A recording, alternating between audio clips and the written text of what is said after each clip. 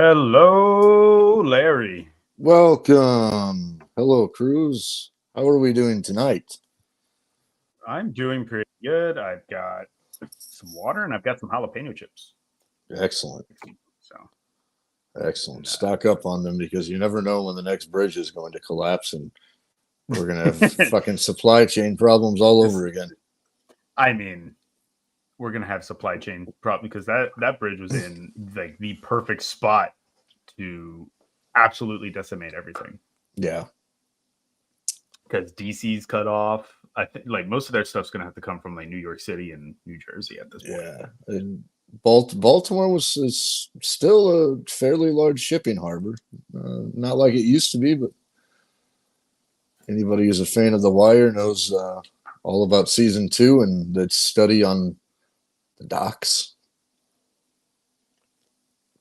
Yeah, what a terrible thing. And I believe there were 6 workers, right? Yeah. 2 of them have been bound last time I checked. Yeah. Yeah, it's crazy. So six workers have lost their lives to the ever-growing throne of skulls that capitalism is building.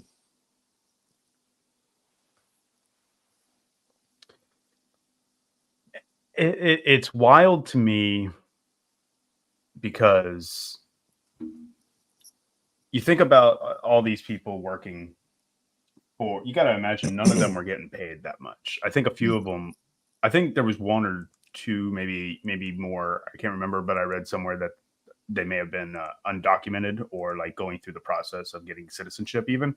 Mm-hmm. So they basically gave their lives to a crumbling empire. Yeah. Hence the title, in case you haven't noticed, the title that I've put for this episode, Tracking the Fall of an Empire. It's more than just a clever title. We're actually going to talk about it. Ooh. Where would you like to start, Larry? Because there's definitely so much. Oh, there's too much, in fact. Yeah, I mean, moving on from the bridge, we can talk about how Boeing is just just every plane is suspect. You're really rolling the dice. I've seen a bunch of memes of people where it's just like you look at your plane ticket and then you see that it's a Boeing 747. You're just like, this is it. Jesus, yeah. It's pretty crazy. And that old Dave was Calhoun was his name. He stepped down. Mm-hmm. Yeah. And it's I got to think that the head of transportation within the United States government is probably having a tough time right now because we got planes falling out of the sky, or not necessarily falling out of the sky, but parts of them are falling out of the sky. Just parts. Just a door. It could happen. Something might blow up. Yeah. There's some electrical issues and things like that. Trains derailing daily. Trains are derailing. That's the other thing. That we had like that big one. What was it? A year ago? 2 years ago now? At this point? 2 years ago. 2 years. A little over 2. East Palestine. Yeah. And nothing ever really happened with that. Like trains just kept derailing, and they're still derailing. And now we've got bridges collapsing because a ship crashes into a support beam. Yeah, and again, I know there have been a couple of like interstate bridges that have collapsed too. Like the infrastructure within the United States is just utterly collapsing. Yeah. Meanwhile, we're taking all of that money that could be used to improve it, and we're sending it to Israel. We're sending it to Ukraine. We're sending it to Taiwan at this point. We're sending it to the people of Taiwan, Ukraine, and Israel aren't seeing that money. We're sending it to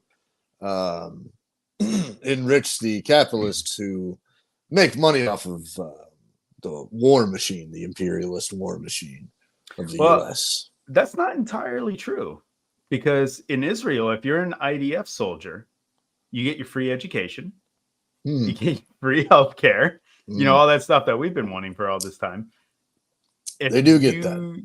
They get all of that. And our money is going over there, not improving the infrastructure here that's absolutely collapsing, while we die without our health care. Yeah. They get all of that. Yeah.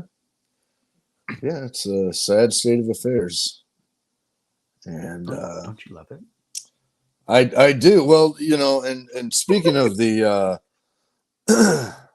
nothing happened, and of course we saw the vanguard of the working class, Joseph Robinette Biden, shut down when they did try to do something about the rail conditions by going on strike. The Vanguard Party decided we probably shouldn't do that. Might make us look bad.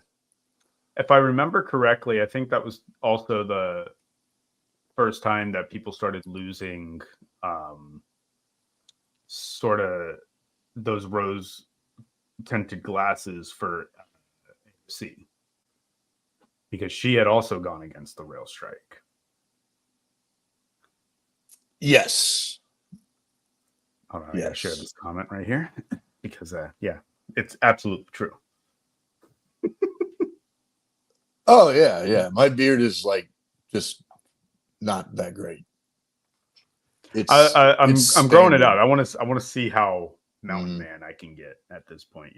Yeah, mine has to stay at this length. If it gets longer, it looks horrible. If it's shorter, my lack of a chin and my cleft chin gets exposed. So I have to keep it right here. Like there's no choice. Has to be done. I cannot expose my baby face. Oh, Shameful. If I were to shave, I lose probably 12 years. Yeah. The problem is I still look like I'm in my 40s. It's just with a weird face. Right. This is hot. This is my hot take. This is, makeup for men. That's all it is. Yep. Without it, most of us look goofy as fuck. Mm-hmm. I mean, look at the president. Almost all of them. Look at every Congress member. Just look. At least our politicians in the past used to have beards, so they kind of looked trustworthy and cool. Now they just all look like corporate shills. Which back to AOC, right? Yeah. And when you look at an empire that is on the decline and collapsing, you'll get those hopefuls, right? That'll pop into. They'll win an election, they get in there and they're like, I'm going to change the system. But what happens is you can't really change the system from the inside, as we've found time and time again, because in order to keep your spot, you got to play the game. And if you end up keeping your spot, you're playing the game well, and that game is going to benefit you. So if you're not disciplined enough, to which unfortunately she was not, you're just going to become part of it. Yeah, and that's it just shows the dead end of electoral politics. This level of development of imperialism, especially in the way our bourgeois system is constructed, where it's not a parliamentary system. There is absolutely zero progressive capability left in this system. If by going off of Marxist Leninist theory, you would want to get someone like her in, someone, the DSA, whoever, whatever party they're running under, you would want to get them in there to sort of disrupt and make noise, stick to the proletarian line, et cetera, et cetera. They can't even do that. Yeah, if she were, I don't think she's actually interested in doing that. She's just interested in being a politician. But if she were to even try to do that, her career would be over almost immediately. And she certainly wouldn't get any sort of assignments. I mean, like Bernie being a very milquetoast center left politician is to the left of where AOC and the like are. I guess I don't know how you. I mean, if you're gonna put it on a scale like that, it's like I don't know how one measures these things. I don't know how one measures these things anymore. But I would say he's probably been rather more disruptive at certain points than any of the squad have managed to do. Longtime senator, and he's had absolutely zero impact in his career. I mean, let's be honest. He's had. I mean, he is one guy. He has had some impact on the political discourse, like a lot of people, post Occupy and everything attached, and I was one of them too. I liked Bernie a lot until I learned more. Now I pretty much despise that guy, but it's just. He's completely neutered in that environment. So what do we do? I think what's interesting to see as well is Bernie is simultaneously the cause. I would credit him with being a cause for I would say a more progressive or a more socialist awakening for a lot of people, because the term socialist was being used, so people started looking into it. For sure. And he definitely got me kind of looking more into it, because at the time I had vague ideas of what it was. I knew it wasn't bad, but I hadn't been under the impression that it was necessarily like a viable option. Right. But then, like, as you learn what it is, and then you learn what he stands for, all of a sudden you're like, oh, well. So it's like he's both a rise in the interest of political discourse and socialism, and then a cause for people to be more radicalized because he's not nearly radicalized enough. Yeah, but it was also a plateau. Yeah, he definitely plateaued, especially with our favorite non-existent state of Israel. Yeah, isn't real. Took him a while before he was like, that's a bad idea. Yeah, he's had a long-standing career of just having no real critique of the imperialist system. I mean, supporting the attacks in Yugoslavia. It goes on and on. He's, just a liberal. It's democratic socialist. I was like, if I were to give him whatever any title, I'd probably call him a sock dem. Yeah. I think that's what would fit him best. Yeah. But ultimately, he's only a piece of the imperialist system, and proof him and AOC and the squad and various other progressives that have taken power in some way, shape, or form, it just proves that the empire is not going to be taken down that way. Yeah. The empire will ultimately, via its own contradictions, begin a downward decay until the masses are ready to transform into the next phase. Yeah, we can certainly hope so, but we're not going to get there unless we actually you watch Collective. Unless you absolutely you watch us first. That is foremost. Watch us. Listen to our ramblings. Skip a few episodes here and there, maybe. Where we went off the rails, but yeah, I think that we have to absolutely we have to organize. Like I think it's yes, I agree on that. Where we are seeing a definite weakening and crumbling of our empire, but I think because people think, oh, okay, the contradictions started awakening again in people's minds. In 2008, 2009, because of the housing crisis, and then you had Occupy, and then you had momentum with Bernie, and I think people thought that, because we're going to build more momentum through, you had all of these, the Justice Dems, like all of the All of these no labels part, like whatever, like all of these things that are like, okay, we're going to get more progressive because we started at this and we went to Bernie and then we get the squad and again the plateau. It's not going to happen that way. Like we're not going to continue to elect more and more people that have socialist ideas. We especially in local elections. I highly suggest mayors and city council people, things like that. Absolutely, because they're not that high up in the imperialist system where they're going to cause a real fucking wrench in it.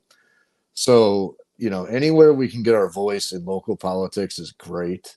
But hoping that the system is going to fall on its own and that we're going to have enough people on our side to somehow do the work for us is, I think, how some people sort of have this plan going.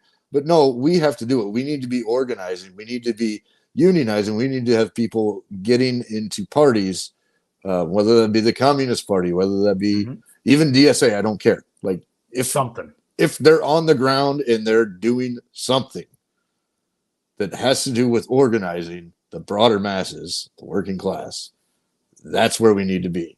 If all of your energy is put into your sum total of your political output is in November's election, you are actively harming the movement.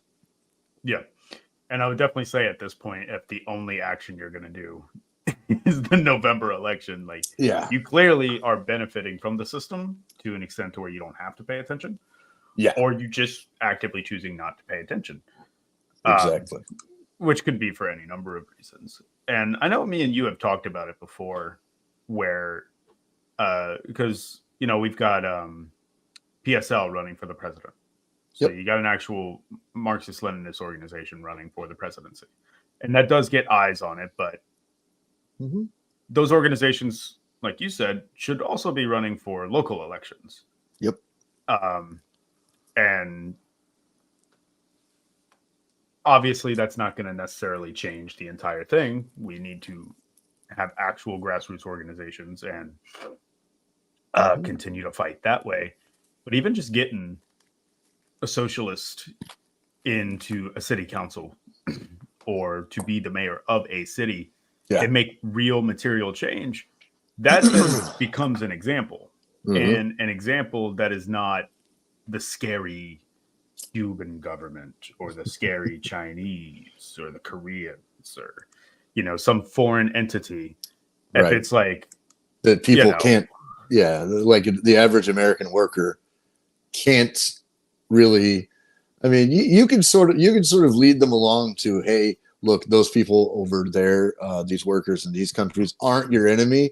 But like until they start seeing material changes in their lives, this is all going to be mystical idealism to them. So we need to be doing all the groundwork, including elections and all organizing, unionizing here. We can't be pointing to over there and saying, look, it's actually okay there. Like it's not the hellhole that the CNN or Fox News says it is, which of course we can do a certain amount of that. But again, that becomes a dead end too, because like debunking the horrors of socialism that happen halfway around the world, like again, it's good to be able to do that. It's good to deprogram that shit, but don't spend all your time doing that either, because it's just not going to connect with the people in their everyday lives. Yeah, exactly. And like, if anything, you're gonna burn yourself out. Like I burnt myself out for a while, just having the same conversation, the same argument over and over again. I can't talk about like I can't suggest 10 different books on the fucking Holodomor.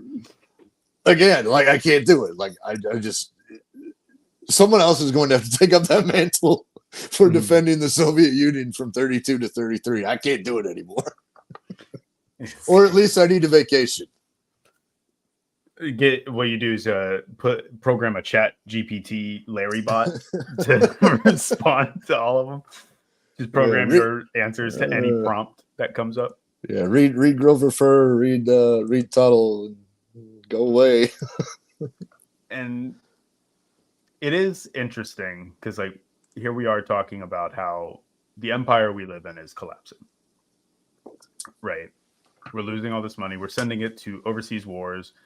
And if you look at most empires throughout history, you can see that they almost always did more or less the same thing, where they just try to push as much as they can, distract their populace with ongoing wars because they're losing control.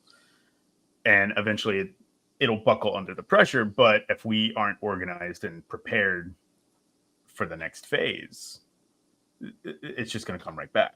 Yeah. Next phase won't be any particularly, it certainly won't be, it'll be transformed as in, I mean, look at the British Empire. It collapsed and just became a smaller imperialist power that basically just is a little brother of the U.S. Yeah.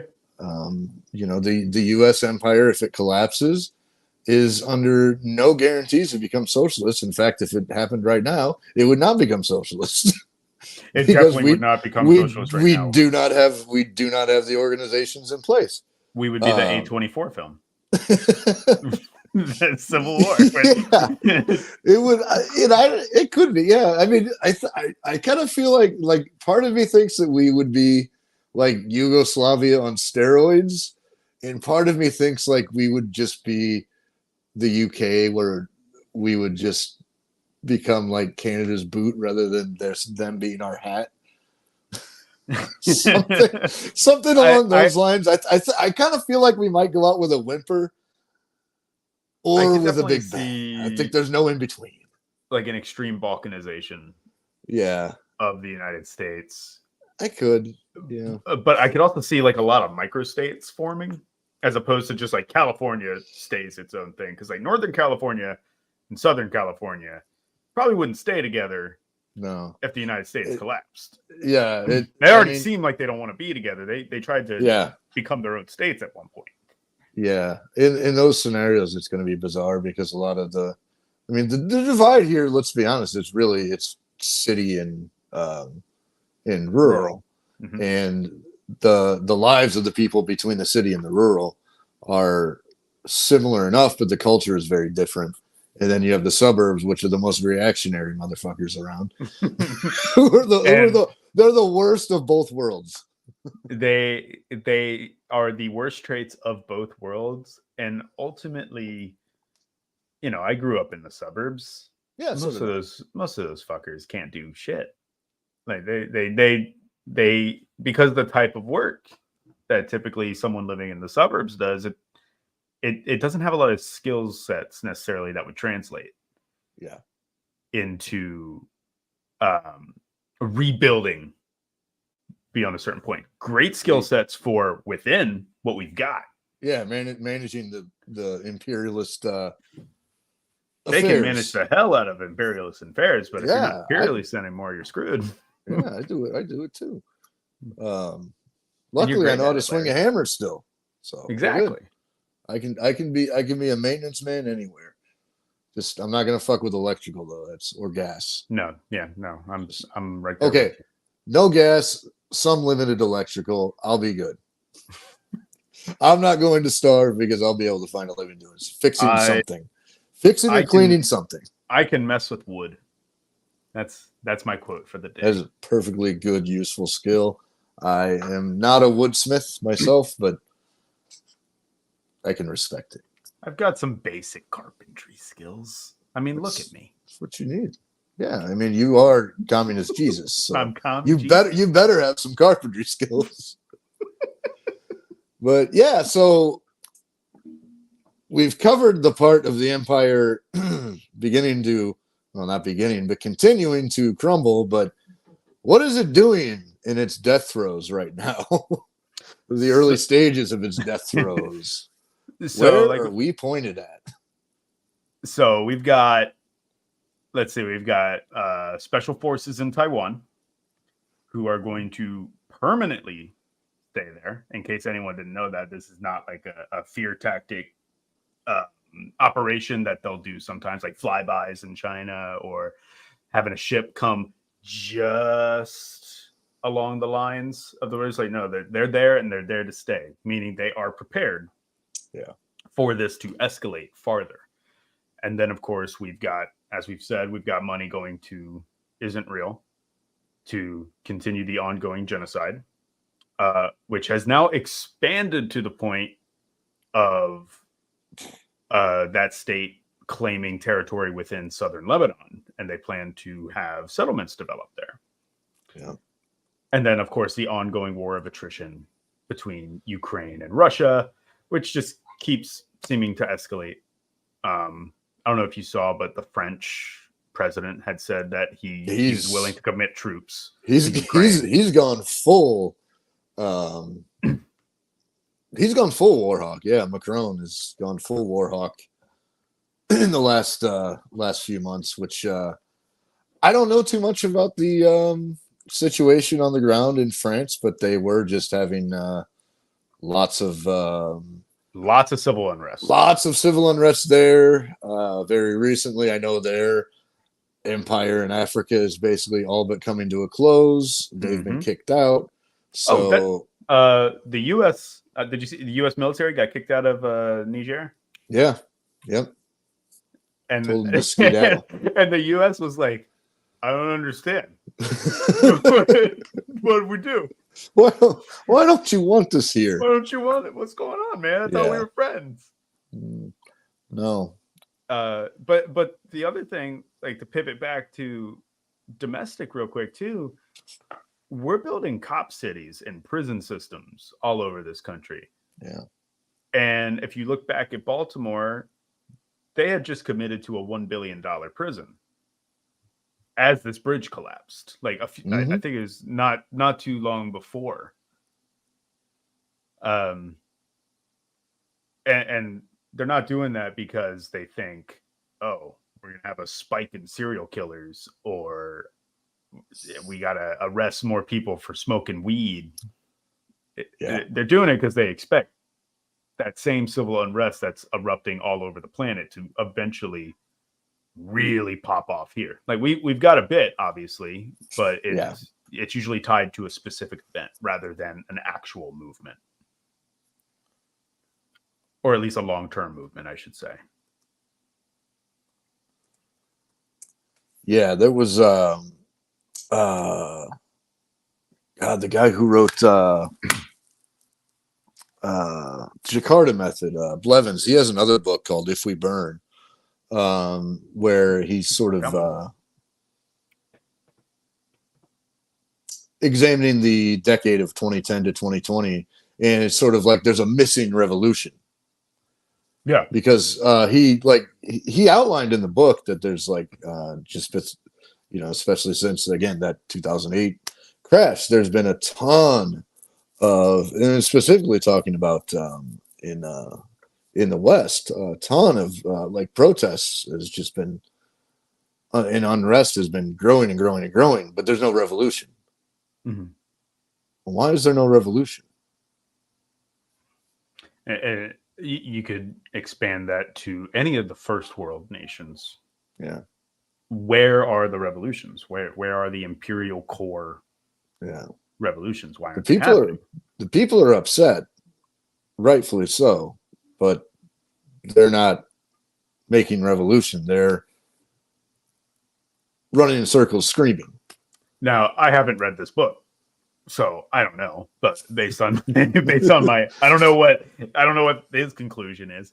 But if I were to say, like, just as me personally, I would say it's like, because, and this comes from my own life, the lives of my friends, the people around me, is that for many people, obviously we have a lot of oppressed groups within there, but for a sizable portion, we do still have a lot of benefits that we get from the imperial project, whether we want to admit it or not. I love my cup of coffee in the morning. I enjoy a banana with that cup of coffee. Right. And once the empire whether it's under a full-blown socialist revolution or it just collapses on its own, all that stuff gets disrupted. And there's that sort of fear that you're going to have, we would be the ones that live through the change and the transition to the next phase. And the next phase would be the ones that like really get to enjoy a socialist project in the event of that. Yeah. And I guess it's hard. No one wants to be first. Yeah. Yeah. What does the book say? I think, well, he's got, I would say it's like anything, there's no just one conclusion. This is right. Why. But I think a big part is that still the imperialist system does, provide some benefit to the working class here. Especially the professional working class, the people that work within the bureaucracy, the petty bourgeoisie types. They still, there's still a lot of people that are experiencing very healthy and relatively stable lives in the U.S.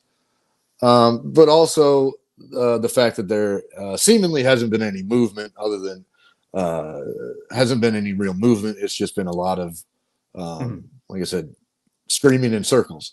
Is that no organization? That's it.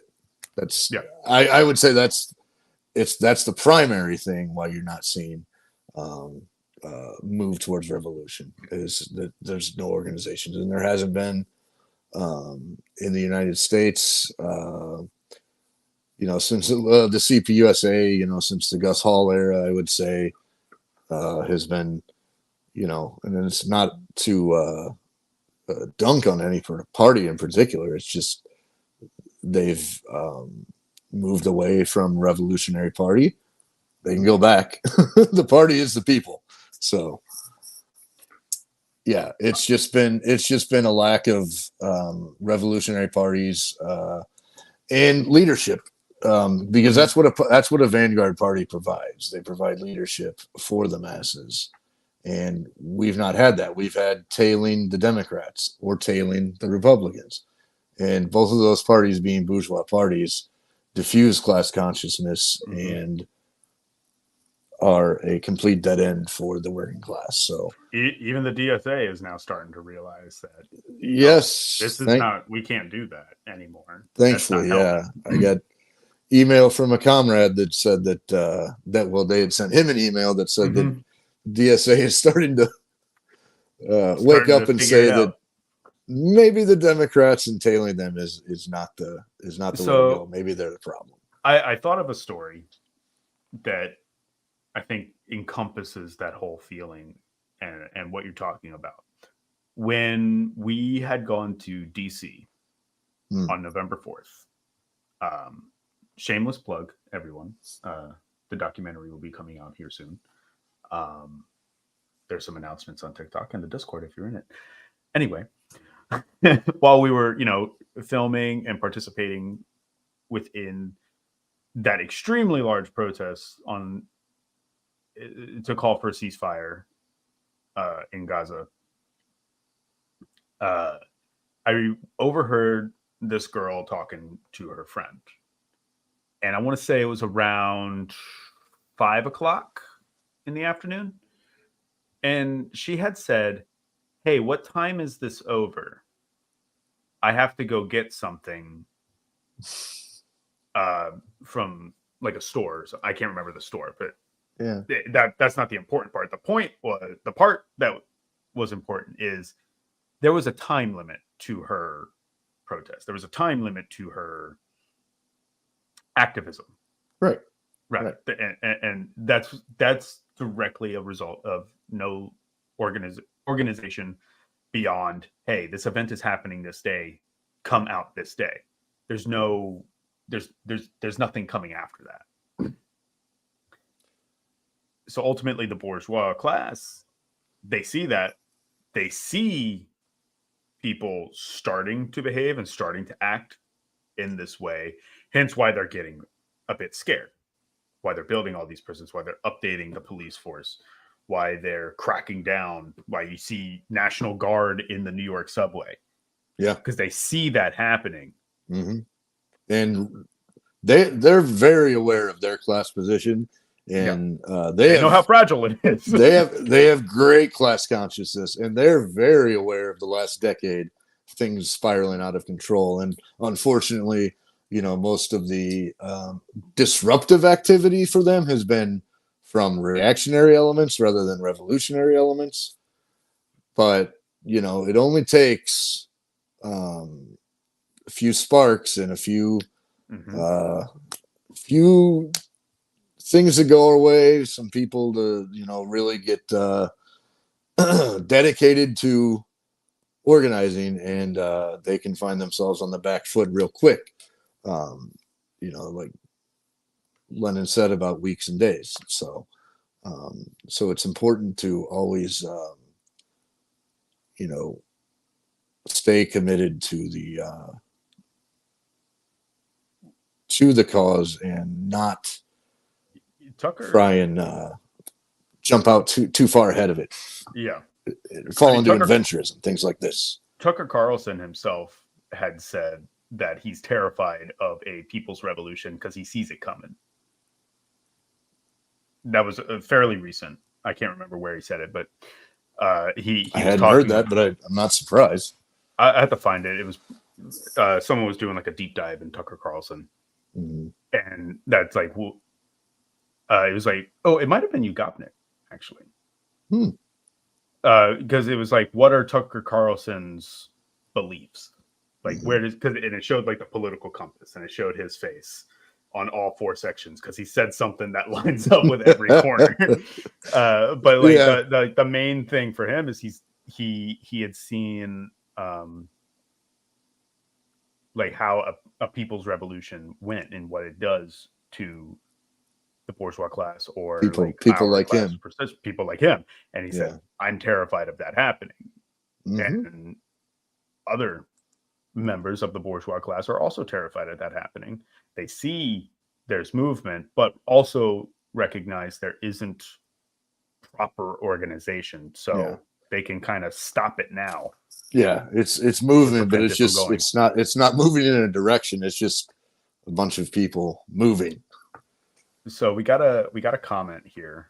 I'm going to put it up on the screen because it also makes a good point to what we're talking about. Let us not forget how badly Revolutionary Party leadership and cadres were decimated by Smith Act prosecutions in the 30s and 40s, and then McCarthyism. And then you look at like the Black Panther Party. Yep. They were decimated. You have anytime you could say we've had almost Lenin-like figures pop up in the past that really could get a full-blown movement going.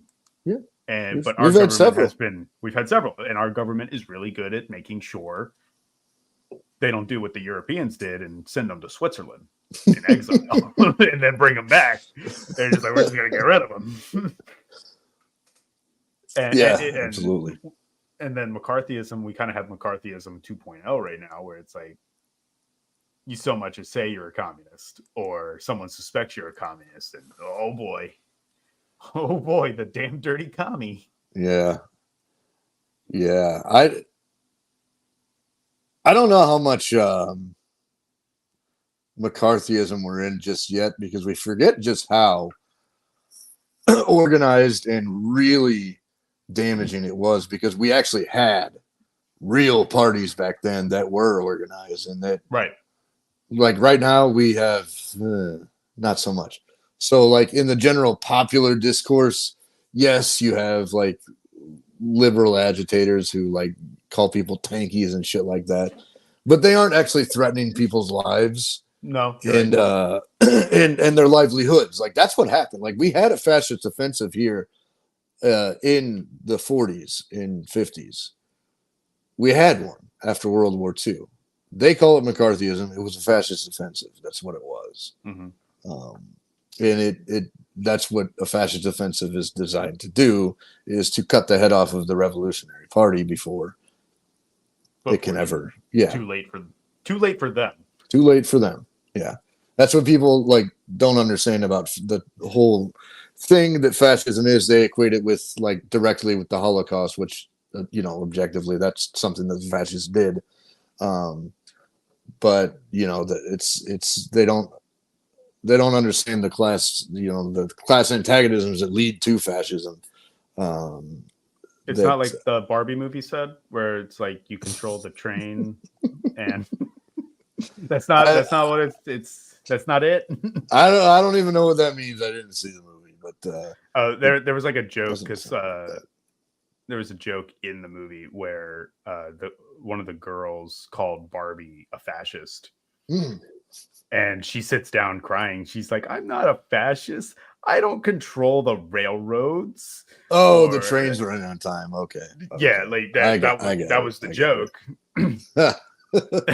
But yeah, I mean, the crux of that is that fascism is reform. It's reorder. Yeah. Reconstitution of the power of the bourgeoisie in the face of disorder.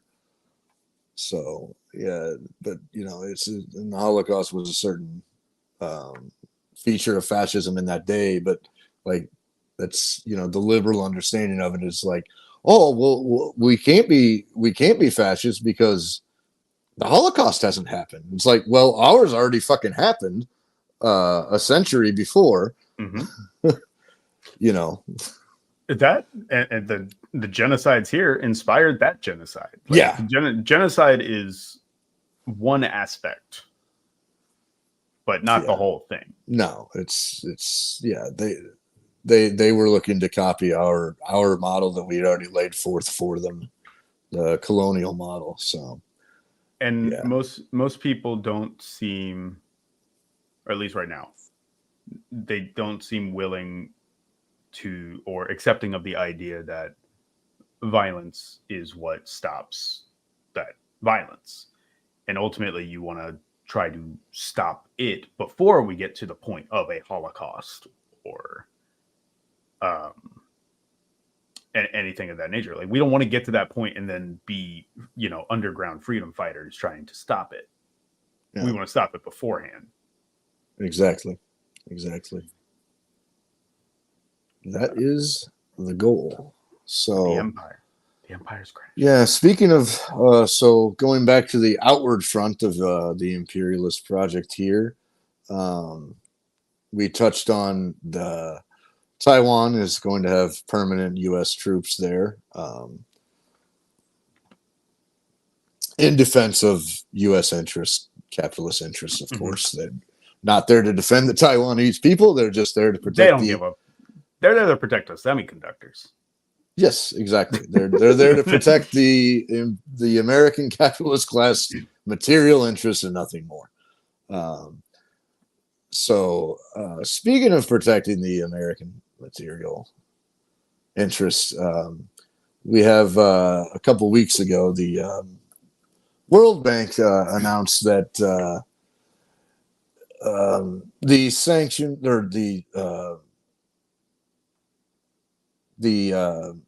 genocide going on in Gaza is basically going to lead to catastrophic famine sooner than later.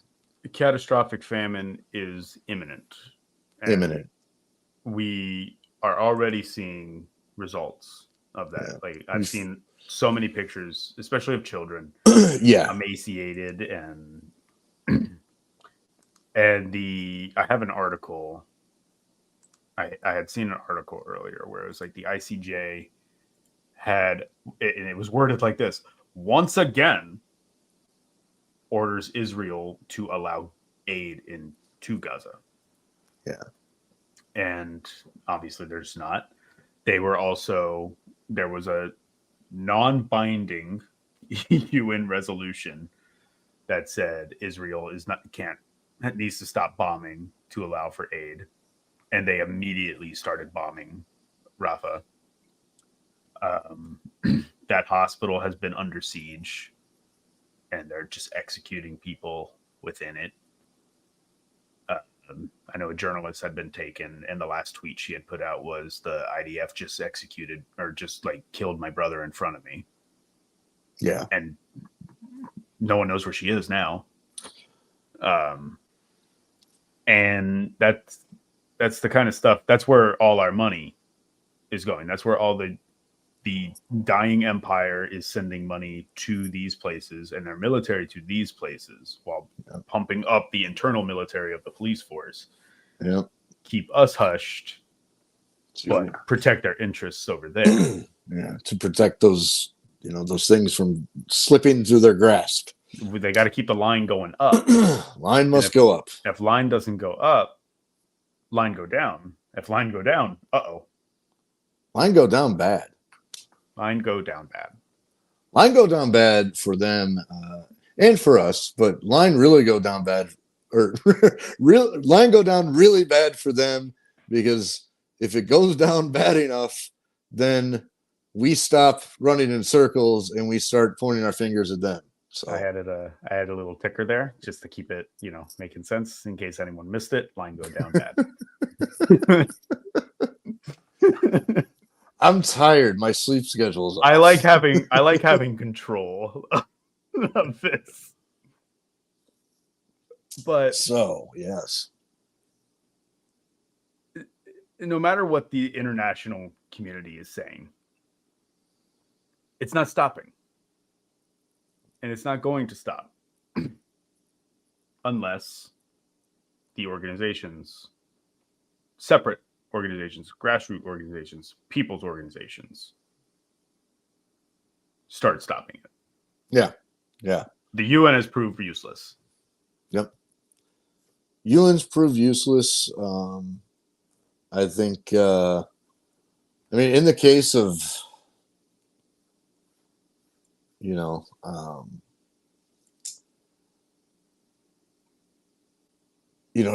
other, no other countries are going to come to the rescue in this case. It's like, even some that don't want to risk a true outbreak of like open shooting, not just proxy, but an open shooting World War III. And that's the stage we're at. Yeah, we're on that precipice where it's like every day I open my laptop for work, when the bombardment of everything opens up, when I open my browser, it's all war propaganda. Yeah, like never before. 10 years ago, it wasn't like this. 5 years ago, it wasn't like this. It was just, and now it's every article is Russian ships in the Red Sea, China shooting lasers at fucking the Philippine ships or some shit. Just I didn't hear about that one. It's insane. Like they are over manufacturing consent to the point where I think it's actually, I don't it's not going to backfire on them, but we're becoming numb to it. Like, it's effective when you can get like big, big events that can say, oh my God, look at what they're doing over there. But when it's like a daily cycle of just like China bad, Russia bad, it's like, I don't care. Like, even if I were still a liberal and I still sort of bought into, even though I wasn't a liberal to the point where I ever bought into thinking that people in another country were my enemies, but the typical liberal, like I don't even think, it's starting to lose its effect on them some too, because it's just like they can kind of see like whatever you're pointing at over there is not as bad as what we're going through here. But here's the thing I'm living through now. It's not affected. It's not affected by China moving a warship somewhere. No. It's not affected by Russia having a ship in the Red Sea. Exactly. Because they're just, transporting stuff or protecting or sort of like having I don't think they've effectively entered a full-blown like alliance with Yemen or anything. But I know Yemen said like, hey, Chinese and Russian ships have nothing to fear here. So like, well, it was funny because I hadn't heard that, but I did see the story last week where there was a ship from Hong Kong that the Houthis attacked, but the articles that were on like CNN were like, oh, the Yemen attacks Chinese ship. Well, not exactly. It It's was, like it was coming from Hong Kong, which is part of the People's Republic of China, but it was flying a Panamanian flag and was certainly shipping, goods that were not just coming from the People's Republic of China. Yeah. So it's just funny the little twists that the media will give you. And if you don't have any media, like we just talked about media literacy in the last episode, if you don't have any media literacy, you're just like, oh my God, they've attacked their allies. They said they were going to let the Chinese ships go. And it's like, no, it's a bit more complex than that. I've said it before. I know I've said it on the podcast before, but the map just continues to get more and more arrowy. Yeah. And we are definitely getting to a point where it's only a matter of time before something turns into not a proxy war anymore. Yeah. If something's going to blow up. Something's going to blow up. Yeah. Happens in Taiwan, that is full-blown war because if I had to bet South China Sea, that's going to be where we start seeing a real shooting war, which I can only hope to God stays out of the realm of nuclear armaments, because I don't want to live through that. I already know that the area I live in is like one of the first targets. So yeah, I mean, same. I'm living where I'm at. I'm incinerated probably, probably in the second round of attacks on the U.S. I mean, they traced the bunker, so yeah, they know. They know. My bunker is old tech. Okay, we've got a crumbling empire. My bunker is crumbling too. All right. I mean, our nuclear facilities run on floppy disks, so it's fine. It's fine. Everything's fine. It's good. Forget the title of this. Everything's fine. That's we're good. Yeah. So, but we don't want to be doomers about this, and this is not going to be a down note that we're going to end on. Absolutely not. What do the people need to do about these imperialist agitations? They need to be opposing the bourgeois class in whatever country they live in. If you live in France, United States, Germany, Canada, wherever. Oppose your national bourgeoisie today. Yep. And first, you got to recognize what's happening. You got to be aware of your class position. And you got to link up with other people and educate not only yourself, but your peers. Like Larry is way smarter than I am. I learn from Larry all the time. That's a dispute. But like some of my friends who are just, because like I openly declare myself a Marxist. I have friends that would call themselves like right wingers. I've gotten messages today just because I'm loud about it and I keep talking about it. One of them messaged me, he's like, I think I'm starting to understand where you're coming from. Can you tell me more? Yeah. And it's like that's what needs to be done. And these movements need to be that. They need to be movements. They have to be organized. Otherwise, we'll have a collapsed empire and a hellish existence while we figure the next part out. Yeah. We already got a pretty hellish existence, so it'll be more hellish. Yeah. So we don't want to get worse. We do not want acceleration. Because right now it's hellish, but like I said, I still get my coffee in the morning. Yeah. My Diet Dr. Pepper is still here for me to drink. I'm okay. If I run out of this, I have my Xbox and the servers are still up, so I can play games when we're done here. But we got to get as many people paying attention as possible. Not everyone has to be like an expert Marxist that's read all 3 volumes of Capital. It's if you do it, but it's not necessary for everyone to be aware of it. Right. Exactly. Just pay attention to what's going on and let's make the world better.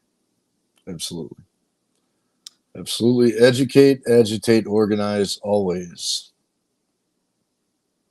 And I think we should end on that note. I was going to say, I feel like that's a good spot. We can only ruin it from here. So what I'll say, thanks to everyone for joining in for this special Larry Cruz dance off, I'm going to call it.